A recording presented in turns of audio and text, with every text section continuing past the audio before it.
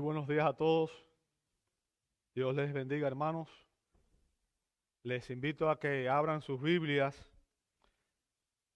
en la primera carta del apóstol Pablo a la iglesia de Corinto. Primera a Corintios, capítulo 12. Y vamos a estar viendo los versos 7 al 11, aunque el mensaje de hoy es una continuación del de la semana pasada, que empezó en el verso 4.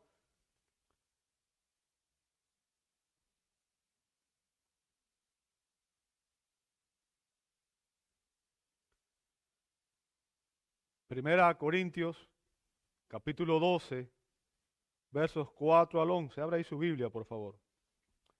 Voy a leer todo el pasaje nuevamente, porque como dije, el mensaje de hoy es una continuación del de la semana pasada. Dice así la palabra de Dios. Ahora bien, hay diversidad de dones, pero el Espíritu es el mismo. Hay diversidad de ministerios, pero el Señor es el mismo. Y hay diversidad de operaciones, pero el mismo Dios es el que hace todas las cosas en todos. Pero a cada uno se le da la manifestación del Espíritu para el bien común. Pues a uno les da la palabra de sabiduría por el Espíritu, a otro palabra de conocimiento según el mismo Espíritu, a otro fe por el mismo Espíritu, a otro dones de sanidad por el único Espíritu, a otros poder de milagros, a otro profecía, a otro discernimiento de espíritus, a otro diversas clases de lenguas y a otro interpretación de lenguas. Pero todas estas cosas las hace uno y el mismo Espíritu, distribuyendo individualmente a cada uno según su voluntad. Amado Dios, te damos gloria y honra en esta mañana una vez más por todo lo que tú has hecho por nosotros. Padre, venimos a tu presencia, Señor, porque solo tú tienes palabras de vida eterna. Necesitamos escuchar tu voz, necesitamos, Señor, recibir consejo, dirección de parte tuya. Pedimos que en esta mañana tu Espíritu Santo sea nuestro Maestro principal, que nos guíe a toda verdad, Señor. Ilumina nuestras mentes, nuestros corazones y permite, Padre, que en esta hora podamos recibir esta palabra con una mente y un corazón receptivo. Lo pedimos en el nombre de Jesús y te damos gloria. Amén, amén y amén. Pueden tomar sus asientos, hermanos. Muchas gracias.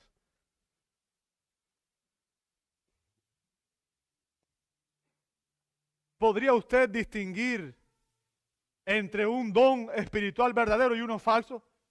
¿Podría usted distinguir entre un don espiritual verdadero y uno falso?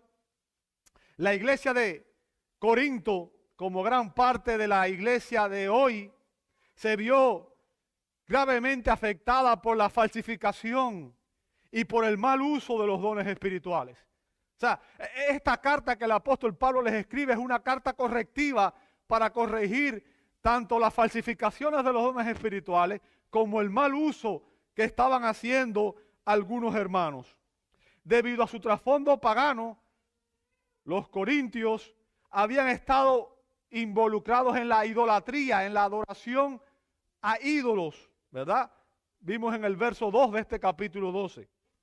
En la cultura griega se creía que algunas personas eran especialmente cercanas a los dioses. Por lo general, se suponía que esta cercanía a los dioses, que esta espiritualidad se manifestaba a través de trances, a través de habla extática y a través de otros comportamientos inusuales. O sea, había una serie de manifestaciones inusuales que la gente consideraba era evidencia de la obra de Dios y que aquellos que quienes experimentaban estas experiencias eran más espirituales. Ahora, no nos sorprende que dada esa perspectiva cultural, entonces los cristianos de Corintio se sintieran atraídos hasta algunos dones especiales, especialmente al don de lenguas. Y creían que quienes hablaban en lengua eran más espirituales. Ahora, en días como los nuestros, en estos días, cuando la iglesia y las denominaciones están enfatizando la obra del Espíritu y los dones espirituales, necesitamos conocer cuál es la enseñanza bíblica referente a este tema. Así que es importante, amado hermano, que usted y yo analicemos esta respuesta que el apóstol Pablo le dio a los creyentes de Corinto, que habían escrito haciéndole preguntas también sobre este tema, ¿verdad? Y en esta respuesta Pablo le dio 4 enseñanzas sobre los dones espirituales. 4 enseñanzas sobre los dones espirituales. ¿Cuáles son esas enseñanzas? Bueno, la semana pasada vimos la primera, vimos que Pablo nos enseña su dador en los versos 4 al 6, ¿verdad?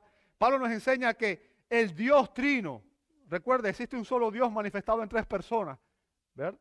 El Dios trino es el dador de los dones espirituales y relaciona los dones al Espíritu en el verso 4, al Señor Jesucristo en el verso 5 y a Dios el Padre en el verso 6. O sea, Dios es el dador de los dones. Por eso es que todo don espiritual es divino. ¿Por qué? Porque es una obra sobrenatural que Dios hace. Dios nos habilita para que podamos servirle y cada don es una habilitación divina, no es algo que tenemos naturalmente, no es una habilidad humana, ¿verdad? Y a partir de hoy vamos a empezar a ver el diseño en primer lugar, en el verso 7, vamos a ver la diversidad de los dones, los versos 8 al 10, y vamos a ver también la distribución de los dones en el verso 11. Vamos a ver el diseño en el verso 7, dice el apóstol Pablo, pero a cada uno, note que Pablo enfatiza aquí que el Espíritu Santo obra estos dones espirituales en cada uno de los creyentes. ¿Bien? O sea, lo que Pablo está afirmando aquí, amado hermano, es que todos los creyentes, sin excepción, poseen algún don espiritual. Cada uno, todo creyente, posee uno o varios dones espirituales por la gracia de Dios. Ningún creyente ha sido excluido. Ningún creyente está exento de tener dones. Todos, cada uno tiene al menos un don espiritual. Y eso es lo que Pablo afirma aquí, que todo cristiano, dice a continuación, se le da la manifestación del Espíritu para el bien común. Note eso, la manifestación del Espíritu para el bien común. Ahora, recuerde, es el Espíritu Santo el que nos lleva a confesar el señorío de Cristo. Lo vimos en el verso 3. Nadie puede confesar que Jesús es el Señor a menos que sea guiado por el Espíritu Santo. ¿Verdad? O sea, eso es una evidencia de la obra del Espíritu Santo en el creyente. Todo aquel que confiesa a Cristo ha sido guiado a esa confesión por el Espíritu Santo. Pero otra evidencia de que el Espíritu Santo está obrando en nosotros es la manifestación de los dones espirituales. La manifestación de los dones espirituales. Cada don espiritual que recibe el creyente es una manifestación clara y una evidencia de la obra del Espíritu Santo en la vida del creyente. O sea, es una manifestación clara, una evidencia de la obra del Espíritu Santo ante la iglesia y ante el mundo.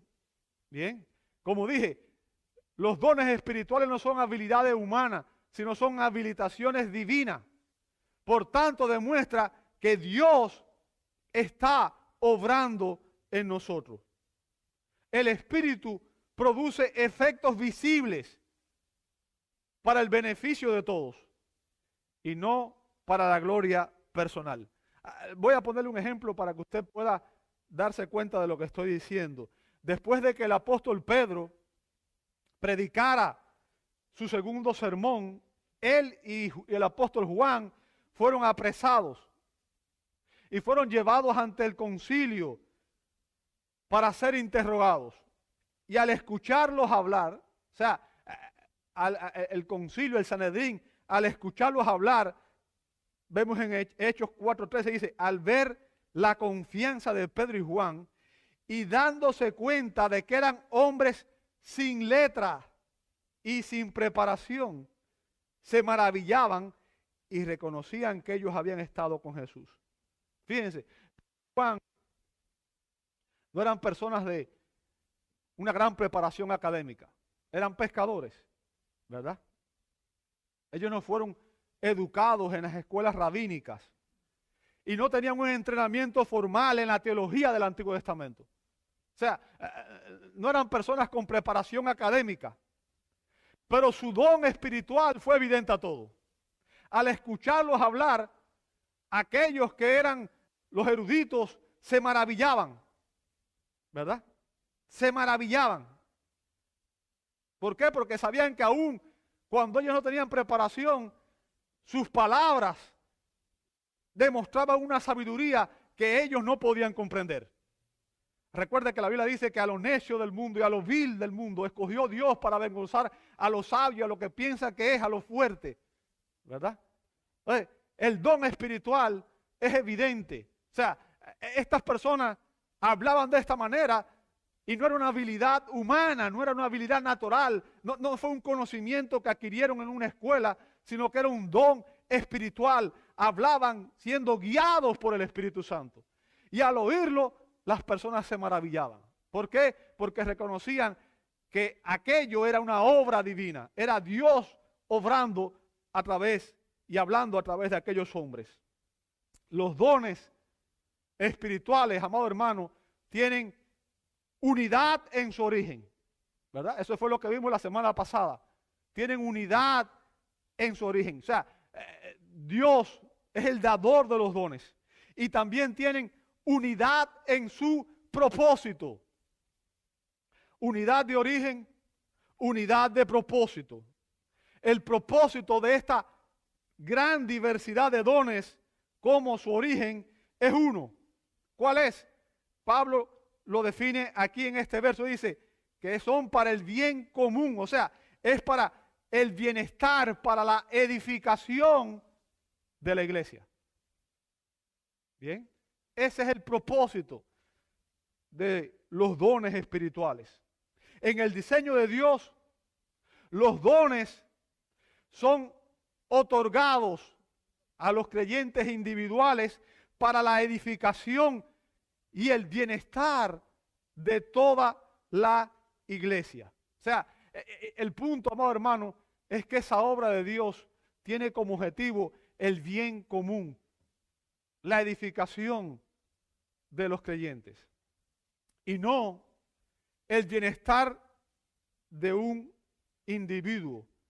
En este caso, no es para exaltar, para realzar a una persona individualmente. No es para que la persona que recibe el don se enorgullezca y crea que es mejor que los demás o piense que es más espiritual de los demás.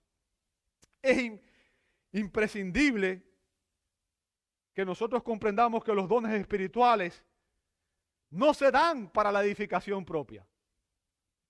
En otras palabras, el don espiritual no es para que usted lo guarde, no es para que usted se edifique solamente y lo mantenga para usted. ¿A qué me refiero?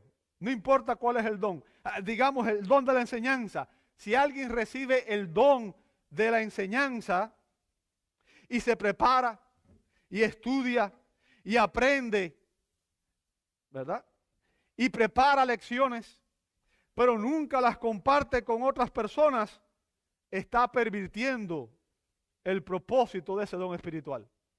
¿Por qué? Porque el propósito del don es que se use para la gloria de Dios. Bien, es que se use para la edificación de los hermanos en la fe. Ojo, cuidado. Fue Ironside, el gran predicador Ironside, dijo: hay personas que creen que tienen el don de predicar, pero resulta que nadie tiene el don de oírlos, porque quieren predicar, pero no tienen el don de la predicación. O quieren enseñar, no tienen el don de la enseñanza. Bien, recuerde, siempre la iglesia debe validar el don del creyente. Es importante que entendamos eso. Así que si usted está aquí en esta mañana, hermano, usted debe entender que si usted es cristiano, usted debe tener al menos un don espiritual. y que ese don ha sido dado ¿para qué? Para que usted lo ponga al servicio de la iglesia. Así que si usted no está sirviendo, es hora de que comience a hacerlo. Es hora de que medite y empiece a servir. Los corintios necesitaban un recordatorio. ¿Por qué? Cuando usted lee la carta se va a dar cuenta que los corintios estaban usando sus dones espirituales de una manera egoísta, para autoexaltarse y no para el bienestar de la iglesia. O sea, las personas que tenían, por ejemplo, el don de lengua, pensaban que eran más espirituales y pensaban que debían sobresalir y que eran mejores que los demás. Bien. Recuerde, cuando usted y yo tenemos dones espirituales, debemos usarlo con humildad. Debemos usarlo con humildad, debemos usarlo para glorificar a Dios. Y siempre debemos usarlo para promover la armonía, escuche bien, la armonía y el bienestar de nuestros hermanos. Y esto edifica y beneficia a toda la iglesia. O sea, una persona que dice que tiene el don del liderazgo, una persona que tiene el don piensa que tiene el don y que es llamado a pastorear y divide la iglesia, esa persona es un falso creyente. ¿Bien? ¿Por qué? Porque los dones promueven la unidad, no la división. ¿Entiende eso? Todo líder que divide una iglesia, o toda persona que divide una iglesia, es un falso líder. ¿Bien? Como afirma el doctor John MacArthur, una iglesia que usa fielmente sus dones en el poder del Espíritu experimenta el gozo de una gran unidad, amor y compañerismo en formas que ninguna cantidad de habilidad humana, planificación o esfuerzo puede producir. No sé si escuchó lo que dije, voy a leerlo de nuevo. Una iglesia que usa fielmente sus dones en el poder del Espíritu experimenta el gozo de una gran unidad, amor y compañerismo en formas que ninguna cantidad de habilidad humana, planificación o esfuerzo puede producir. ¿Sabe por qué? Porque quien usa el don apropiadamente lo va a usar para promover la unidad, el amor, la armonía y la edificación de los creyentes. No para dividir, no para autoexaltarse, no para promover su persona. Cuando una persona nada más se promueve a sí mismo y se exalta a sí mismo, eso demuestra que es un falso creyente.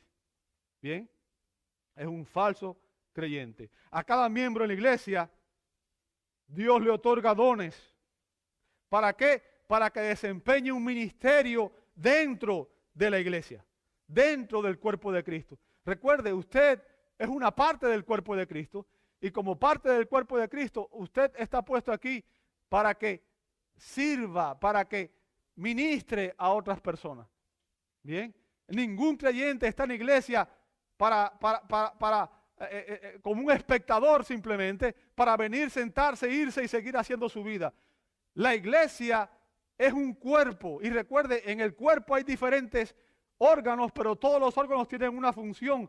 Asimismo, en la iglesia hay diferentes creyentes, pero todos los creyentes tienen una función y la función suya depende del don que Dios le ha dado y el don que Dios le ha dado para que usted use ese don para el beneficio del cuerpo. Bien, es importante que entendamos esto. En el diseño divino, los dones son para el bien común. Recuerde, el bien común, el bienestar de la comunidad, la unidad, el amor, no para hacer daño, no para dividir. Y Dios ha impartido una gran diversidad de dones. Vamos a ver los versos 8 al 10. Versos 8 al 10. Ahora, antes de entrar a examinarlos uno a uno, y Pablo simplemente hace una mención aquí, no voy a dar mucha explicación referente a todo esto, pero antes de examinarlo les recuerdo algo importante. Les recuerdo las palabras del apóstol en Efesios capítulo 2, verso 20. En Efesios 2:20 el apóstol Pablo afirma que la iglesia ha sido, dice Efesios 2:20, edificada sobre el fundamento de los apóstoles y profetas, siendo Cristo Jesús mismo la piedra angular. ¿Entendió eso? La iglesia ha sido edificada sobre el ¿qué? El fundamento. ¿Cuál fue el fundamento? Los apóstoles y los profetas. ¿Lo veis conmigo? Fíjense, los apóstoles y profetas fueron dotados de una serie de dones espirituales confirmatorios, extraordinarios. ¿Para qué? Para validar sus ministerios. Si usted ve en 2 Corintios 12:12, y ese texto lo citamos la semana pasada, Pablo dijo que él había hecho entre los corintios todas las señales de un apóstol. O sea, y el término señal ahí también se interpreta como milagro. Había hecho todas las señales, dice, con maravillas, señales, prodigios o milagros. Bien, o sea, a estas personas se les habilitó, se les dio una serie de dones que tenían como propósito validar el hecho de que ellos eran realmente hombres de Dios, porque ellos traerían la revelación del Nuevo Testamento. A través de ellos, o sea, a través de los apóstoles y profetas, Dios nos dio el registro inspirado del Nuevo Testamento. O sea, todos los libros del Nuevo Testamento han sido escritos por un apóstol o por un hombre apostólico. Ellos, los apóstoles y profetas, trabajaron juntos para poner el cimiento de la iglesia. El cimiento de la iglesia. Ahora, déjeme preguntarle, ¿cuántas veces usted pone el cimiento en una construcción? Una sola vez, ¿verdad? Usted pone el cimiento y después comienza a construir, ¿cierto? Usted no sigue poniendo cimiento. Usted pone el cimiento y el cimiento es la base, el fundamento. Y después usted empieza a construir. Ahora, ¿cuál es la importancia de esto? Los apóstoles y profetas fueron el cimiento de la iglesia. O sea, ellos establecieron los fundamentos de la iglesia porque a través de ellos se trajo el registro inspirado del Nuevo Testamento. Bien. Pablo nos enseña que ellos fueron los que Dios usó para establecer ese cimiento. Pero cuando ese cimiento se completó, ya no hubieron más apóstoles ni profetas. En el sentido que voy a explicar ahorita, ¿ok? En cuanto a la profecía. Pero los apóstoles cesaron. Recuerda, estamos hablando de los apóstoles de Cristo, ¿verdad? A través de... Vamos a ver que Pablo dio instrucciones en sus epístolas pastorales, por ejemplo, cuando vemos las epístolas pastorales, Pablo explicó cuáles son los requisitos que debe cumplir un pastor o un anciano o un obispo, porque yo quiero que usted entienda, el término pastor, anciano, obispo son intercambiables y se refiere a tres funciones de una misma persona. O sea, no son tres personas diferentes. El pastor, el obispo y el anciano es la misma persona que hace tres funciones diferentes. Bien. Ahora, cuando usted ve las cartas a Tito y a Timoteo, Pablo dio las instrucciones sobre cuáles son los requisitos que se requieren de una persona que va a ser pastor o de una persona que va a ser diácono, que son los oficios en el Nuevo Testamento. Bien.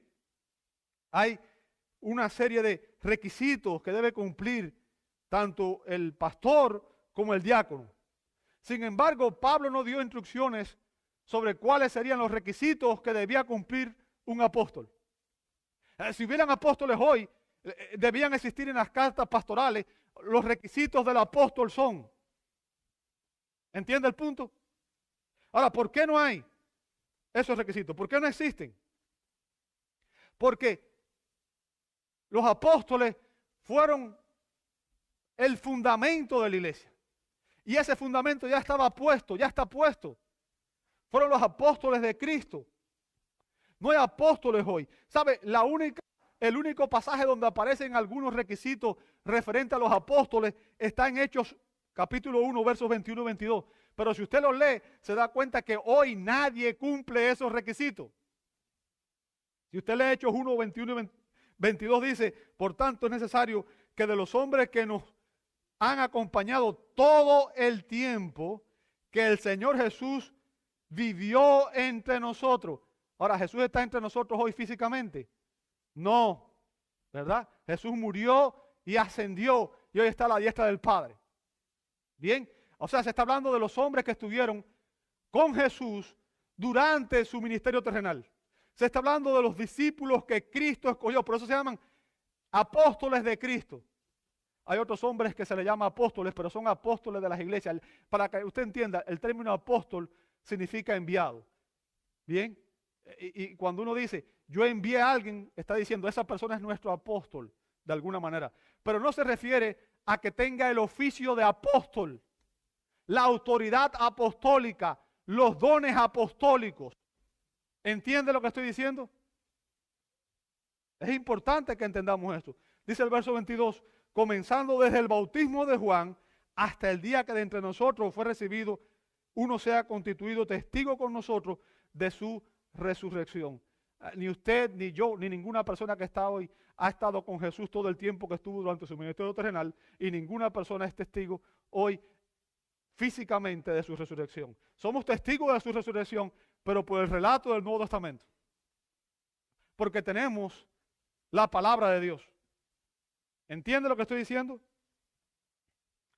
Ningún hombre hoy cumple los requisitos para ser un apóstol de Jesucristo.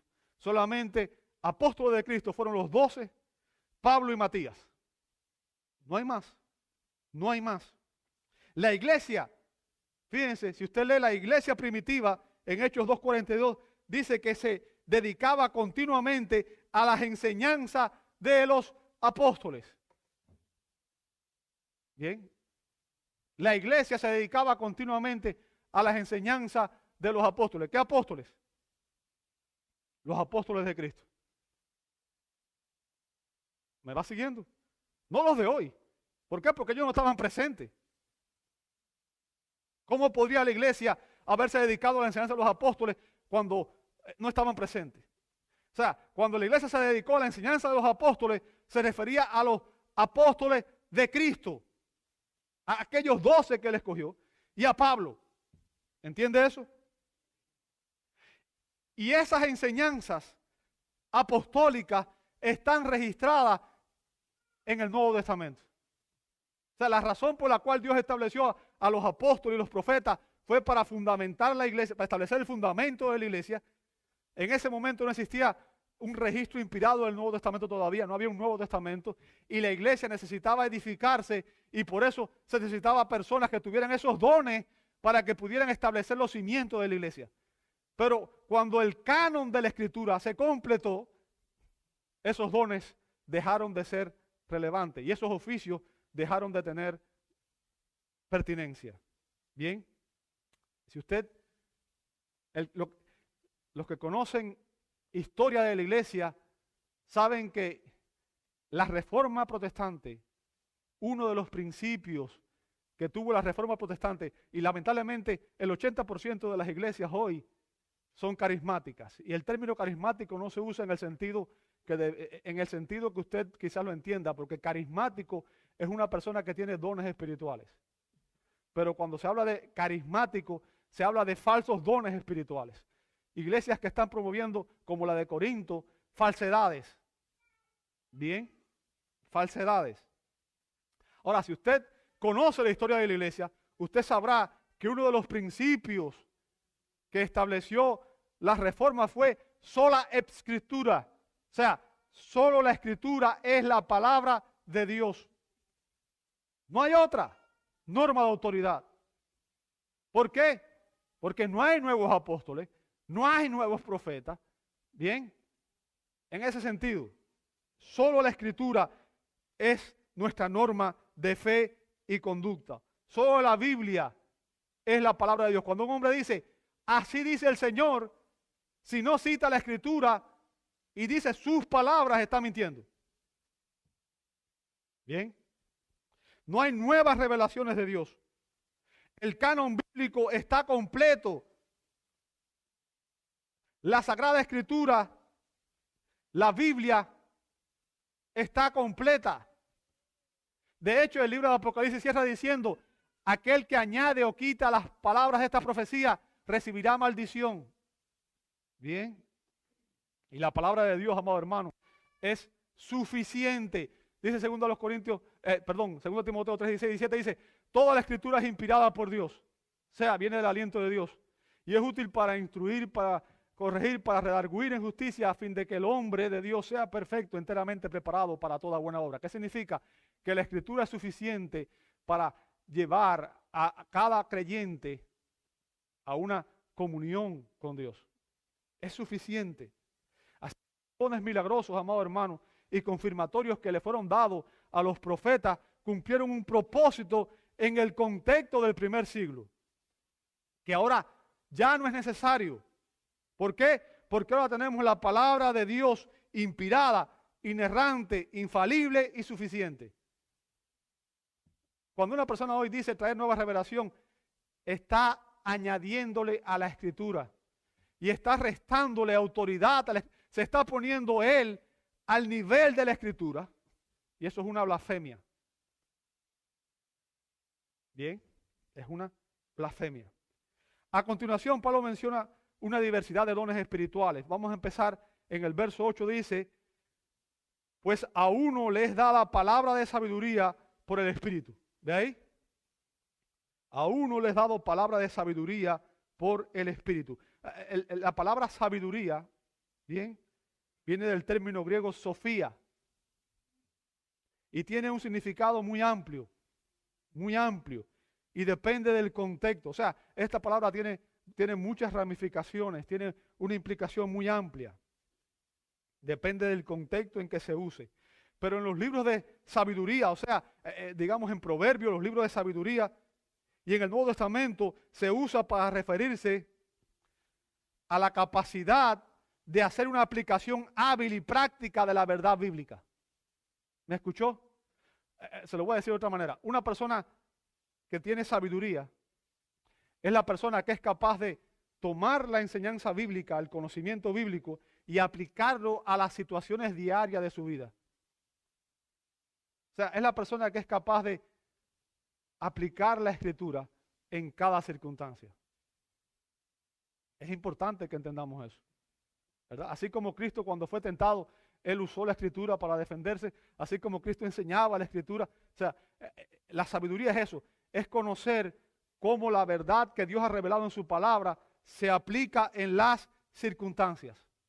Y fíjense, una persona puede tener conocimiento de la Biblia y no ser sabia, porque no sabe cómo aplicarla.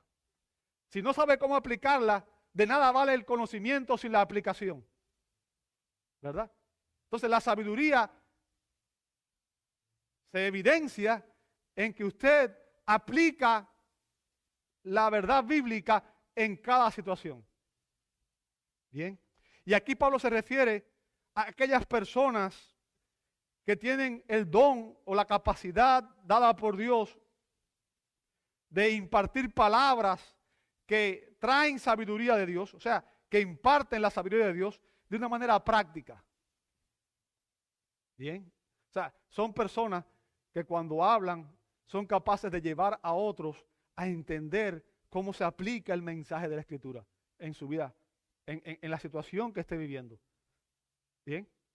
Ese es el don del que Pablo está hablando aquí. Y lo hace, obviamente, esta persona lo hace bajo la guía del Espíritu Santo. En otras palabras, este es un don, es un talento que Dios obra en nosotros. Y el Espíritu Santo guía a la persona para que pueda dar, para que pueda impartir la sabiduría de Dios. Bien.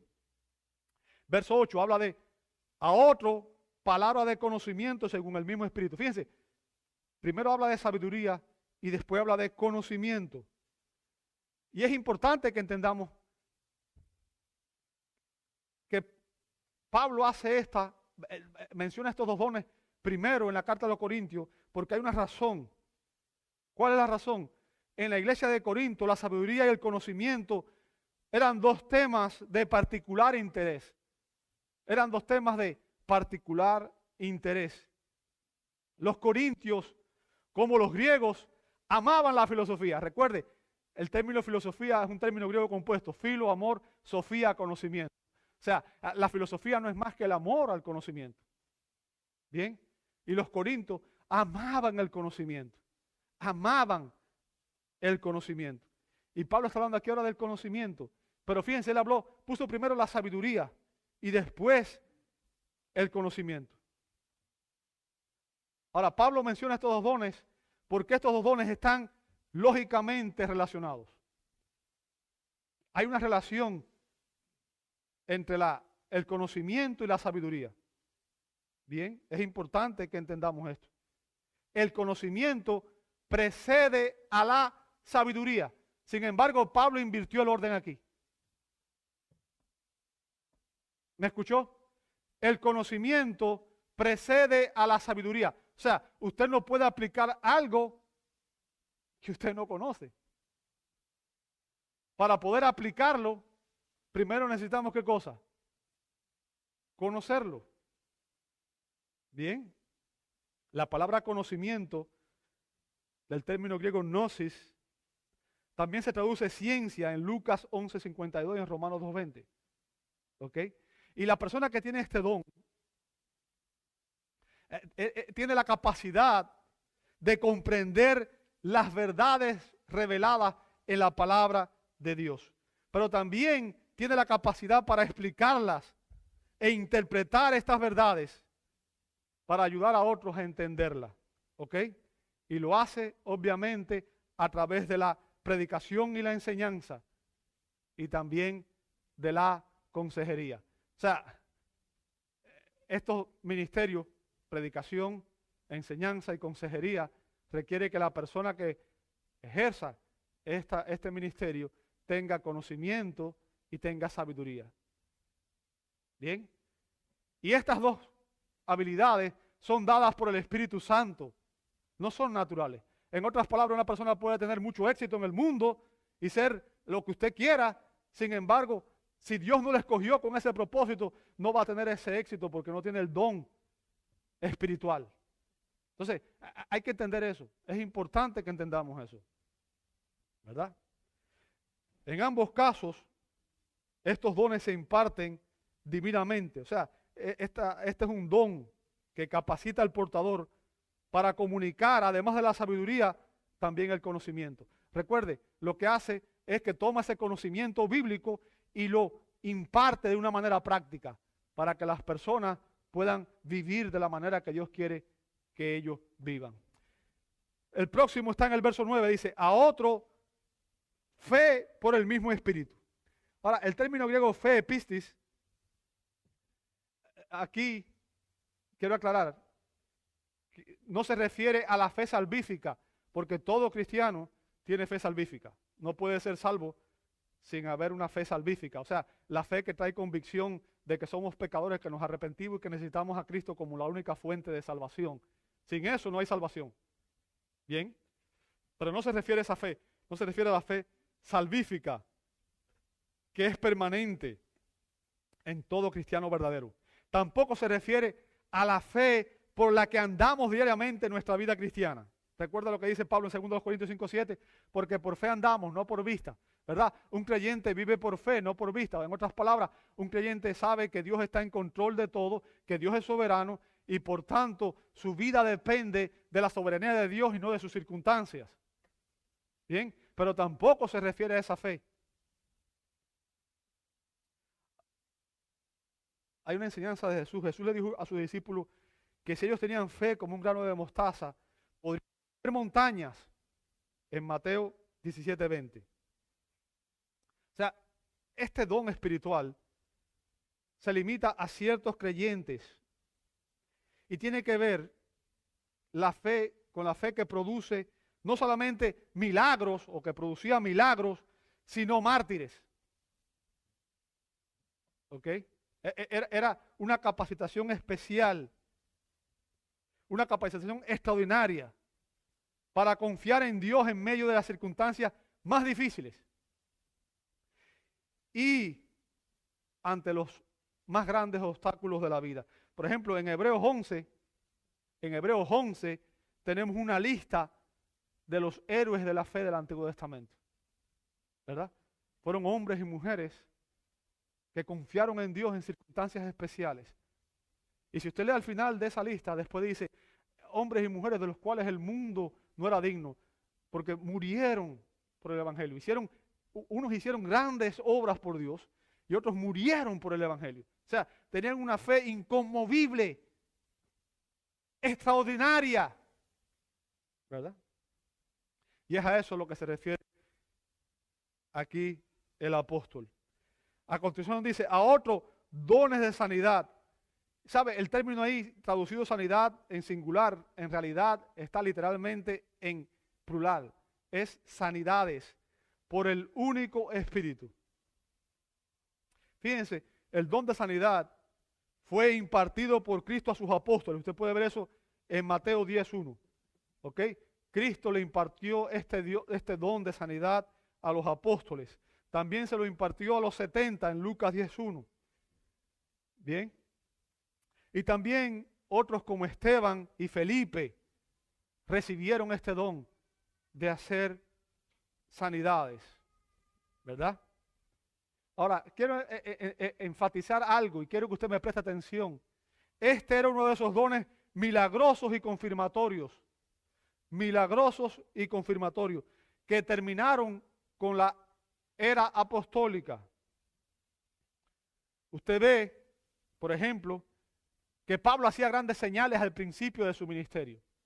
Sin embargo, cuando usted empieza a analizar las epístolas, en los años después, se va a dar cuenta que Pablo admitió que él no pudo sanar a Epafrodito en Filipenses 2:27, tampoco pudo sanar a Timoteo en 1 Timoteo 5:23 y tampoco pudo sanar a Trófimo en 2 Timoteo 4:20. O sea, llegó un momento en que ese don ya no era necesario. Ahora, quiero aclarar algo. Hoy en día, ningún creyente posee el don de sanidad. ¿Me escuchó? Ningún creyente posee el don de sanidad. ¿Quiere que le diga cómo yo lo sé? Muy sencillo. La reciente pandemia de COVID evidenció que los que afirman tener el don son solo charlatanes. ¿Sabe? Cuando Cristo sanaba, las sanidades eran instantáneas, eran totales y no dependía de la fe del que recibía el milagro. El don de sanidad sanaba radicalmente a una persona, independientemente de que la persona creyera o no. Hoy los que engañan dicen, es que depende de tu fe. Para culpar a los enfermos, para culpar a las personas, porque en realidad son charlatanes que están usando, manipulando a las personas. ¿Sabe? Si ellos tuvieran realmente el don de sanidad, ¿sabe dónde tenían que estar? En los hospitales sanando gente. No haciendo un show delante de una congregación. ¿Entiende el punto?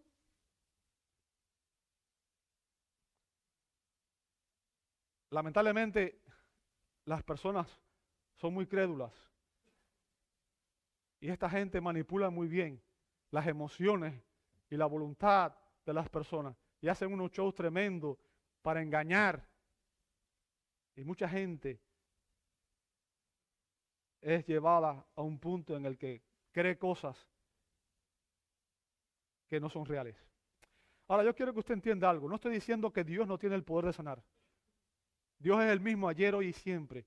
Y Dios puede hacer lo que Él le plazca, como Él le plazca, cuando Él le plazca. Dios sigue sanando. Y déjeme decirle, yo he sido testigo de grandes sanidades. He visto milagros extraordinarios. Vi un hombre con un tumor invasivo en el cerebro que le había dejado sin un ojo y al que le dieron 6 meses de vida. La prognosis era 6 meses de vida. Lo vi sanarse. El tumor desapareció. Y hay evidencia. Hubieron médicos que se quedaron asombrados, no sabían cómo pasó esto. Y le dijeron que no iba a poder tener hijos porque recibió radiaciones y tuvo hijos. Entonces, yo creo que Dios sigue haciendo milagros. No me malinterprete. O sea, yo no estoy limitando a Dios. No estoy diciendo que Dios no sana. Lo que estoy diciendo es que ningún creyente tiene el don de sanidad. Y la Biblia nos dice, cuando hay alguien enfermo, llamen a los ancianos de la iglesia, oren por él, ¿verdad? Y mucha gente usa eso como una promesa de que siempre Dios va a sanar. Pero yo he visto que muchas veces se ha orado por personas y no, Dios decide no sanarla. Bien. Dios puede elegir sanar a una persona o bien mediante los cuidados médicos, o también Dios puede elegir no sanar a esa persona. Yo quiero que usted entienda, al final de cuentas, Dios da y Dios quita la vida. Dios es soberano y Dios hace lo que es mejor para cada persona, aun cuando usted y yo no lo entendamos. Bien. Verso 10 dice, a otro poder de milagros. También la traducción puede ser así, obras de poder. Ahora yo quiero que usted entienda, un milagro, porque a veces usamos la palabra milagro muy prolíficamente y decimos que todo es un milagro. Un milagro es un acto sobrenatural que ocurre en forma contraria a las leyes de la naturaleza. O sea, que es algo extraordinario. Bien, algo extraordinario. Usted quiere ver un milagro, por ejemplo, en Josué 10:13, dice que cuando Israel estaba peleando con otra nación, el sol se detuvo hasta que los israelitas conquistaron Canaán. El sol se detuvo, o sea, el día fue más largo de lo habitual. Lo habitual, lo natural es que el día tenga 24 horas, ¿cierto? Pero ese día fue más largo porque Dios detuvo. Y en realidad lo que hizo fue que dejó de girar, ¿verdad? Para que pudiera. Pero bueno, ese es el lenguaje que usa la Escritura. Para que Israel conquistara a sus enemigos. Eso es un milagro.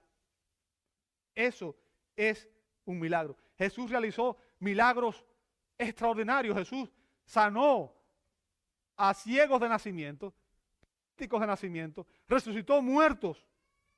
Eso es milagro. Hay gente que dice hoy que ellos han resucitado muertos, pero no hay evidencia de que realmente la persona haya muerto y le haya resucitado. No existe una persona hoy que haya resucitado un muerto. Bien, aunque algunos charlatanes dicen que sí. Este era otro de esos dones confirmatorios que cesaron con la era apostólica. Bien. A otro, dice el verso 10, profecía. Y aquí quiero hacer la aclaración.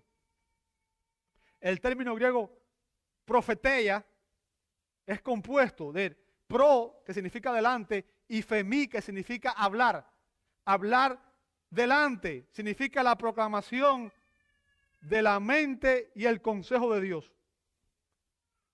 La proclamación de la mente y el consejo de Dios. O sea, un profeta es una persona que trae un mensaje de Dios al pueblo. Bien. Y este término en el Nuevo Testamento se usa para referirse tanto al don, en algunos pasajes, por ejemplo, en Romanos 12:6, en 1 Corintios 12:10, como al ejercicio del don, en Mateo 13:14 y en 1 Corintios 13:8. Ahora, y esto es lo que quiero aclarar, mucha de la profecía del Antiguo Testamento era predictiva. O sea, los profetas anunciaban algo que iba a suceder y que no se sabía. Era algo extraordinario, era un mensaje de Dios que anunciaba algo que Dios iba a hacer en el futuro. Era profecía predictiva. Ahora, quiero aclarar que no toda la profecía era necesariamente, ni siquiera primariamente predictiva. Había profecía de otro tipo. Bien, como dije, una profecía es la declaración de aquello que no puede ser conocido por medios naturales. O sea, el profeta hablaba en nombre de Dios, era inspirado por el Espíritu de Dios. Y recuerde lo que dice Pedro en 2 de Pedro 1:21, cuando habla de que los que escribieron la Escritura, por ejemplo, fueron inspirados por el Espíritu Santo. O sea, ninguno habló por sí mismo, hablaron en nombre de Dios. Bien. Y un profeta proclamaba la voluntad de Dios, sin importar si era algo predictivo o si era algo que tenía relación con el pasado, con el presente o como fuera, ¿verdad? Ahora, con el cierre del canon del Nuevo Testamento, con el cierre de la Escritura, es evidente que la profecía predictiva ha cesado. Dios no va a dar nuevas profecías. Como dije, el libro de Apocalipsis cierra diciendo que si alguien añade a las palabras de esta profecía, fue el último libro que se escribió en el año 90 después de Cristo. En 1 Corintios 13, 8 y 9 también se habla que estos dones cesarán, ¿verdad? No se darán nuevas revelaciones. No habrán nuevas revelaciones de parte de Dios. La tarea hoy de los predicadores y maestros es proclamar lo que Dios ya ha revelado en las Sagradas Escrituras. O sea, la misión de un pastor, de un maestro, es de ser fiel a la palabra de Dios. Y cuando lo hace, está ejerciendo un rol profético porque está hablando en nombre de Dios.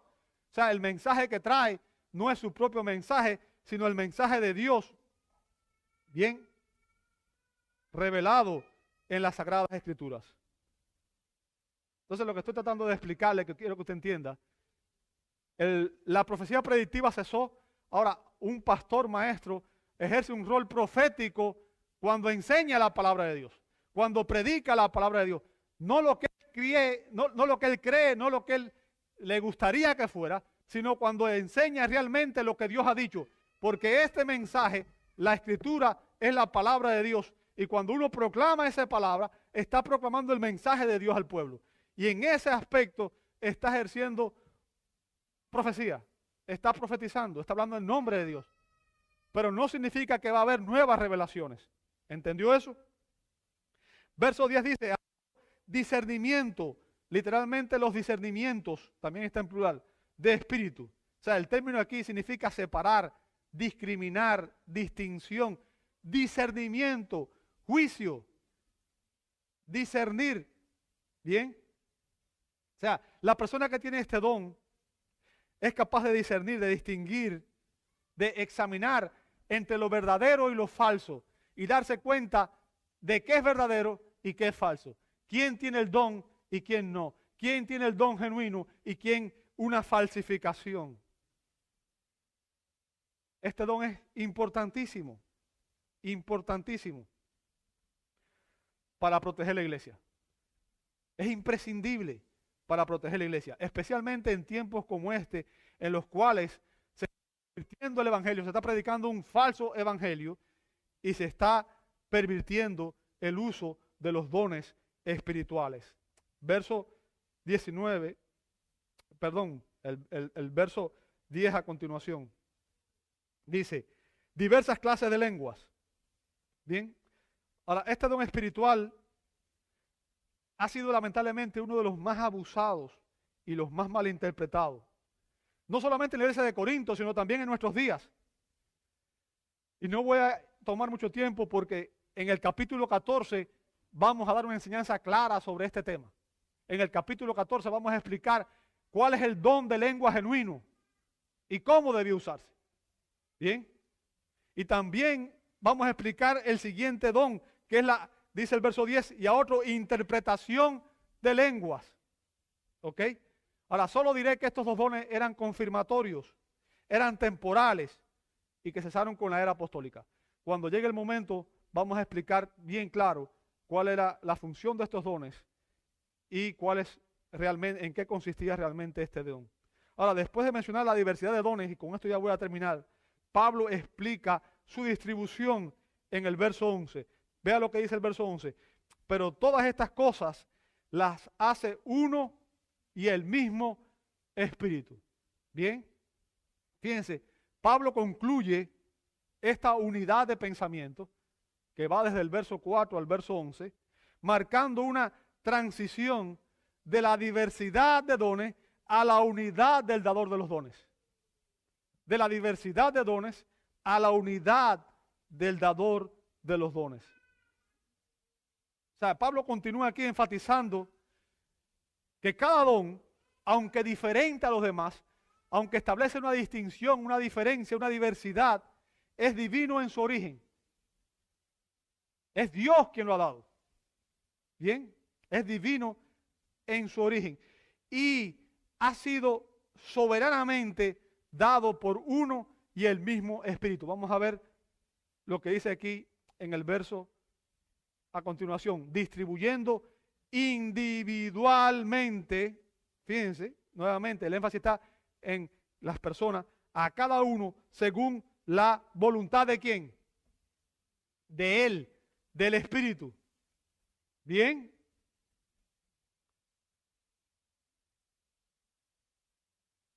Pablo está diciendo aquí, y quiero que entiendan muy bien esto, que la distribución de esta diversidad de dones se basa en la elección y prerrogativa del Espíritu Santo. Es Él quien determina qué don tiene usted. No soy yo, no es usted, no es ninguno de nosotros el que determina qué dones vamos a tener. O sea, es Dios quien determina dónde quiere que usted y yo sirvamos. Por el don que Él nos da. Puede que yo, déjeme decirle algo, a mí me gustaría servir en la adoración, en la alabanza, en la música, pero tengo el oído cuadrado. ¿Ok? No sirvo. Me gustaría, y una vez intenté, pero me sacaron rápido porque no tengo el don, no tengo el talento. ¿Comprende eso? No soy yo, no es usted. Hay personas que quieren tener el don y quieren servir en un área, pero si no tiene el don, hermano, alguien me dijo una vez, y lo recuerdo, ese recuerdo lo tengo ahí vigente. Hermano, asegúrate bien de que el Señor te está llamando, porque es mejor ser un buen diácono que un mal pastor. Bien, es importante eso. Pablo enfatiza aquí que Dios es el que da los dones según su prerrogativa divina. El Espíritu Santo distribuye los dones que la iglesia necesita conforme a su voluntad, no la nuestra. Ningún creyente, y con esto estoy diciendo, ningún creyente debe buscar los dones de su preferencia. A mí me gustaría esto, pero yo no debo hacer eso. ¿Por qué? Porque estos dones son impartidos según la voluntad soberana del Espíritu Santo, para su gloria y conforme a su voluntad. Cuando la iglesia hoy falsifica y abusa los dones espirituales, caen en la misma confusión que existió en la iglesia de Corinto. Y es por esa razón, amado hermano, que es imprescindible que comprendamos las enseñanzas de Pablo en este pasaje. Y que agradezcamos y que glorifiquemos a Dios y que utilicemos fielmente el don espiritual que Él nos haya dado, cualquiera que éste sea. Te invito a orar. Amado Dios, te damos gracias. Gracias por los dones espirituales que tú nos das. Gracias porque tienen el propósito de ayudarnos a servirte, a edificar a nuestros hermanos y de glorificarte a ti, Señor. Ayúdanos, Señor, como iglesia, a poder ser fieles en el uso, en la administración del don que tú nos has dado. Y perdona las veces que hemos fracasado en ese intento. Pido, Señor, que tú estés obrando en el corazón de cada uno de mis hermanos. Y que tú, Señor, permitas que si alguien está aquí que tiene un don espiritual que no ha estado usando, entienda que es imprescindible que comience a servir en el cuerpo de Cristo. Lo pedimos en el nombre de Jesús. Amén.